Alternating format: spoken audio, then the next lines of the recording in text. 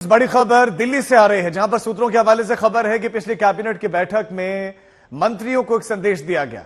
यह संदेश प्रधानमंत्री मोदी की तरफ से दिया गया और काफी सख्त निर्देश थे कि प्रभु श्री राम के प्राण प्रतिष्ठा कार्यक्रम को लेकर आप सचेत रहें।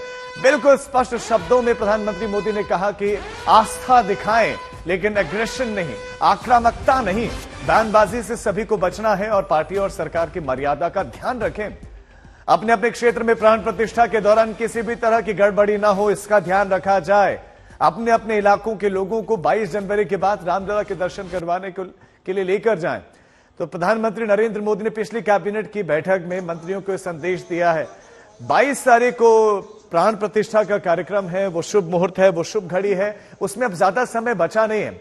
ऐसे में चूंकि बयानबाजी लगातार हो रही है, राजनीतिक बयानबाजियां बहुत हो रही है, विपक्ष की तरफ के नेताओं की तरफ से आरोप लगातार लग रहा है कि राजनीतिकरण हो रहा है, तीखे बयान भी दिए जा रहे हैं, फिर जवाबी प्रतिक्रिया भी आ रही है।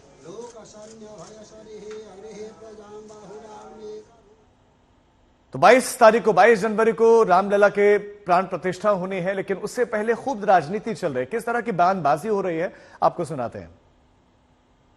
यही सोच है इन लोगों की, देश की एक बड़ी आबादी की आस्था के साथ कैसे खिलवाड़ किया जाए, यही सोच इन घटक दलों के, जो इंडिया अलायंस के जितने भी घटक दल हैं, इनकी रही। जब भगवान के अस्तित्व पे सवाल उठाते हैं, जब बार बार हिंदुओं की आस्था के ऊपर सवाल किया जाता है, खिलवाड़ किया जाता है, तो तमाम घटक दल इस पे खामोशी से देखते रहते हैं। तो ये कहीं ना कहीं इनकी सोच को दर्शाता है।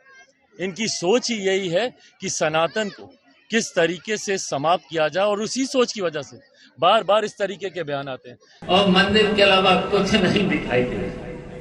लगता है कि भगवान राम केवल भारतीय जनता पार्टी के ही हैं।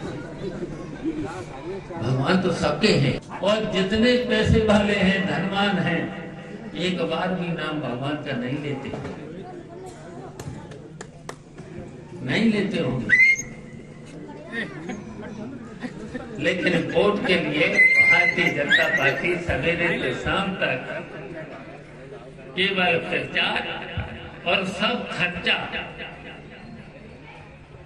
सरकार का खर्चा, जो गरीबों में जो पेंशन लोग हैं उनकी मदद में होना चाहिए था, महंगाई रोकना चाहिए था, भ्रष्टाचार को रोकना चाहिए था, नौकरी लोगों को देना चाहिए था, वो न दे करके फिजूल में काम।